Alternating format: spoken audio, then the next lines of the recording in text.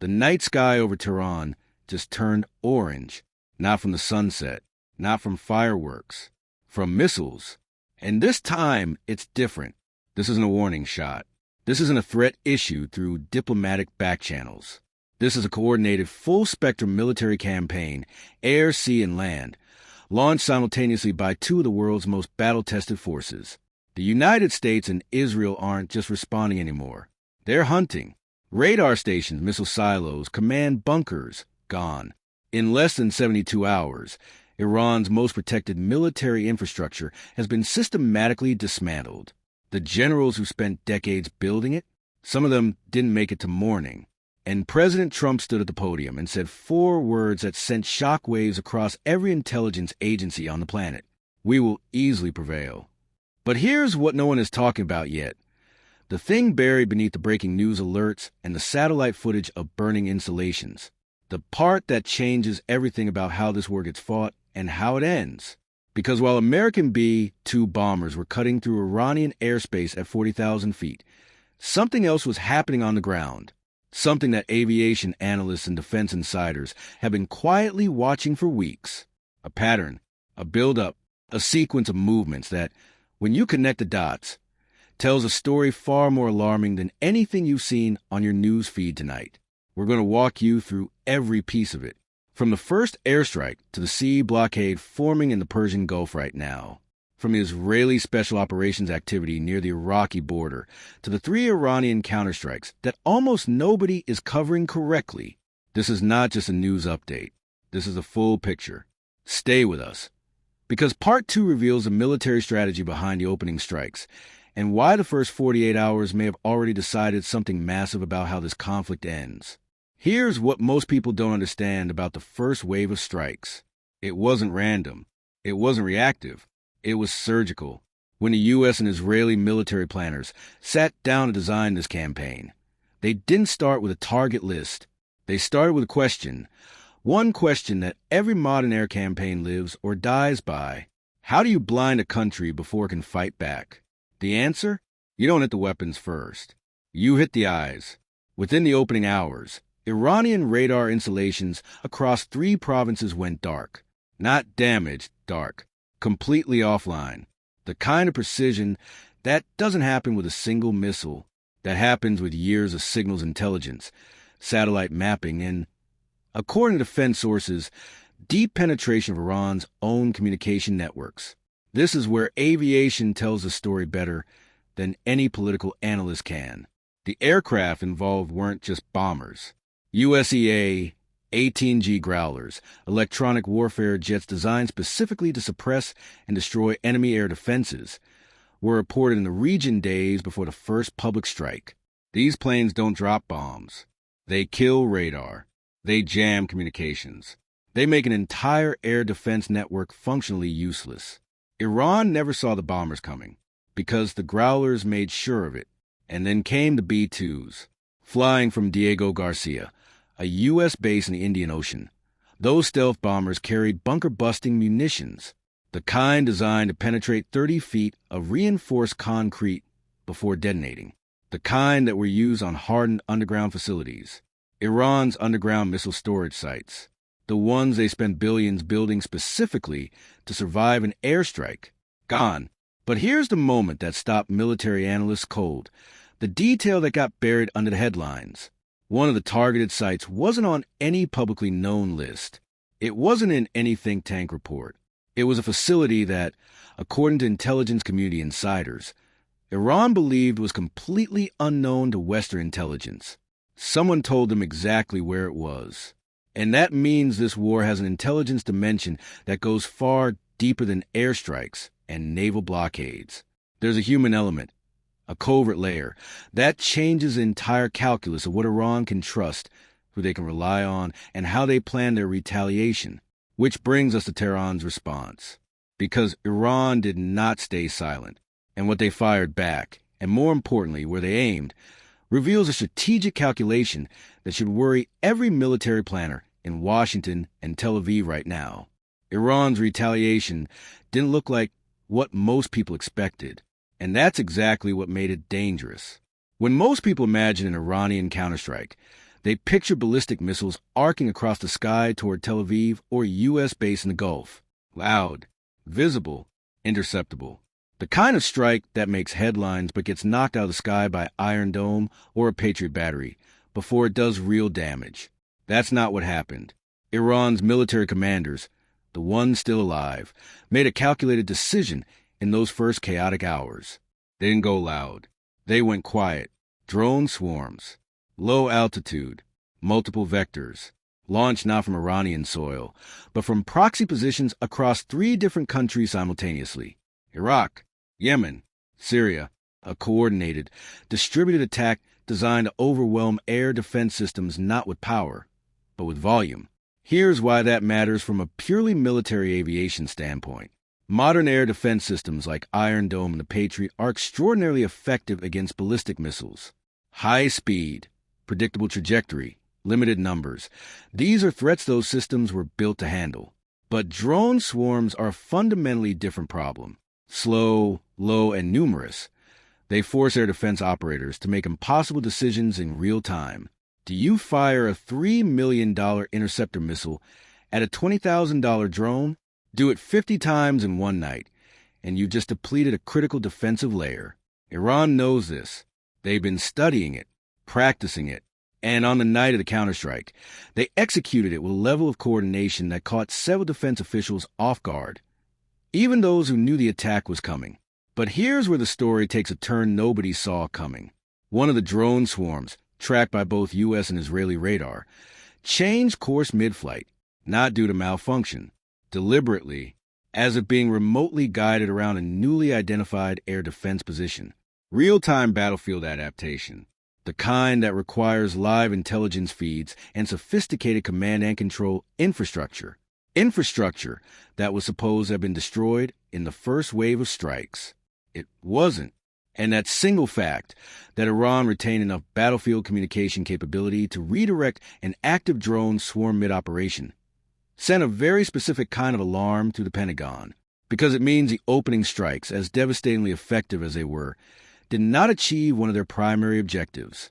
Iran can still see, Iran can still communicate, and Iran is still coordinating, which raises a question that every military strategist is now asking behind closed doors. If the first wave didn't finish the job, what does the second wave look like? And more critically, is there something Iran is deliberately holding back?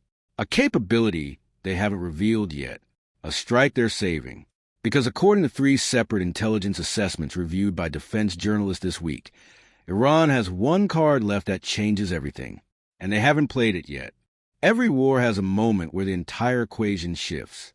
A single decision, a hidden capability, a move nobody saw coming that renders everything that came before it suddenly, terrifyingly irrelevant. We may be hours away from that moment right now.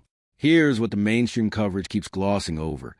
The card Iran has been holding since 2020, quietly developed, carefully concealed, deliberately kept off every public intelligence assessment until it was too late to preemptively destroy it. Iran's long-range precision drone and missile hybrid program, not the Shahid drones you've seen in Ukraine footage, not the aging Shahab ballistic missiles from the early 2000s. Something newer. Something that combines the GPS jamming resistance of an autonomous drone with the payload capacity of a cruise missile, a weapon that flies low, thinks for itself, and carries enough explosive force to disable a naval vessel. And right now, there are 2 U.S. carrier strike groups operating in the Persian Gulf and the Red Sea. Let that sink in for a moment. The USS Gerald R. Ford and its accompanying fleet, destroyers, cruisers, submarines, support vessels, representing the single most concentrated display of American naval power on the planet, positioned there deliberately, positioned there as a show of force, as a message to Tehran that the United States has overwhelming military superiority in the region. But naval analysts who've been watching the situation for months have been raising a question that nobody in primetime news is asking loudly enough. Is a carrier strike group still an asset in a drone-saturated threat environment, or has it become a target? This isn't a fringe question. It's being asked in war colleges. It's being debated in Pentagon briefing rooms. Because the mathematics of modern drone warfare have fundamentally changed the calculus of naval power projection in a way that the U.S. military is still, right now, in real time, working to adapt to. A single carrier represents 5,000 American lives, decades of technological investment, and an irreplaceable symbol of U.S. power that, if successfully struck, even damaged, not sunk, would represent the single greatest propaganda victory in the history of the Islamic Republic. Iran knows this. And here's the detail that will keep defense analysts awake tonight. In the 96 hours before the first U.S. airstrike on Tehran, Iranian naval vessels conducted a series of maneuvers in the Strait of Hormuz that U.S. naval intelligence flagged as abnormal. Not aggressive, not threatening, just unusual. Repositioning. Small, fast attack craft moving to coordinates that didn't correspond to any known patrol pattern. And then they stopped moving. They're still there, sitting in position, waiting. For what? There's a second layer to this that connects directly to the ground operation, the piece of this campaign that has received the least coverage but may ultimately determine whether this conflict ends in weeks or spirals into something that reshapes the entire Middle East for a generation. Israeli Special Operations Forces, where they are right now, what they've been tasked to do, and the one mission objective that, if achieved, would not just change this war, it would end it. But ending it comes with a cost that no administration has been willing to say out loud. Until now, every war ends. The question is never if, it's always how. And the how of this one is unlike anything the world has seen since 1991. Let's talk about what's actually happening on the ground. Because while the air campaign has dominated every headline, while naval analysts debate carrier vulnerability and drone swarm tactics, a quieter, more decisive operation has been unfolding in the shadows. Israeli Special Operations Units, Sayeret Matkal, the most elite direct action force in the Middle East, have been operating in forward positions along the Iraq-Iran border region for days, not in large numbers. Small teams, 4 to 6 operators, moving at night, avoiding roads entirely. Their mission isn't territory. They're not seizing land. They're hunting a list.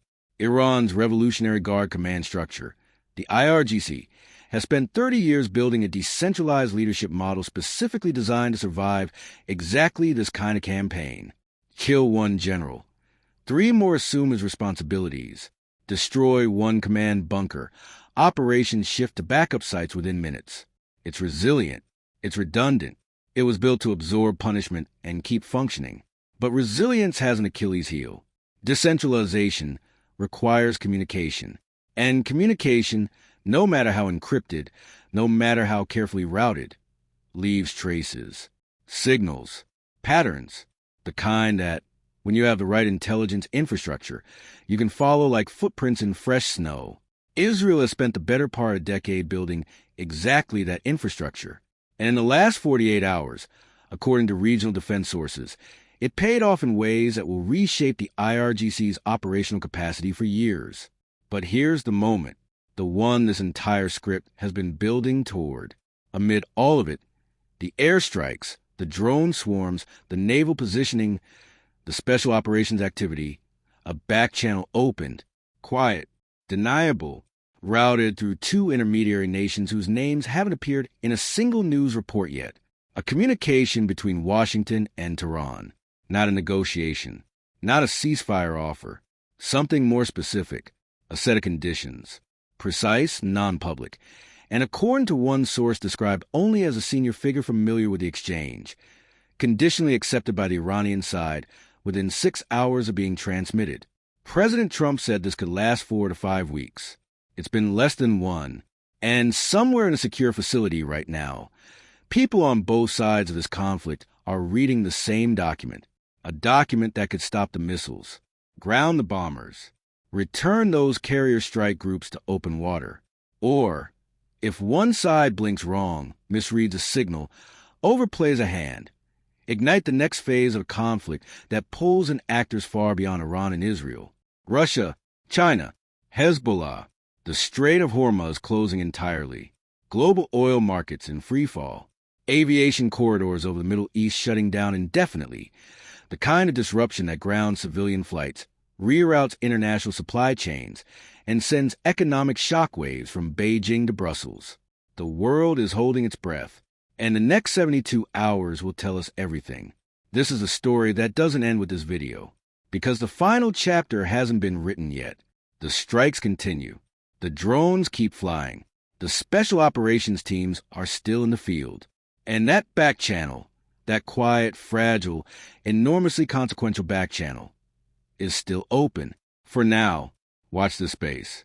Share this video with someone who needs a full picture, not just the headlines.